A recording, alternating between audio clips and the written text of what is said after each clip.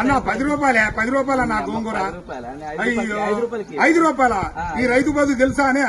ఈ రైతు పత్తి బండి ఇచ్చినా, మిర్చి బండి ఇచ్చినా, చెనక్కాయ బండి ఇచ్చినా, ఏం బండి ఇచ్చినా ఏం ఫలితం ఉంది ఆ రైతు కాడ? రైతు బాధ తెలుసానే అన్నా? ఇది ఒకటి తెలుసా? రైతు బాధ తెలుసా? నేను పంట పండించిన రైతు పత్తి ఏ ఫలితం లేకుండా రైతునయ్యి పుట్టినాను, రైతునయ్యి పెరిగినాను, రాయినయ్యి నేను పుడితే రంది లేకుంటుందునయ్యా. పత్తి పంట నేను ఎత్తే మిత్తి కన్నా ఎల్లలే. ఏం బతుకు ఏం బతుకు ఈ రైతు బతుకు చూడరా, ఏం బతుకు ఏం బతుకు. అరే మిర్చి పంట నేను ఎత్తే ఖర్చులన్నా బూడలే. ఏం బతుకు ఏం బతుకు ఈ రైతు బతుకు. ఈ బతుకు నేను బతుకాను.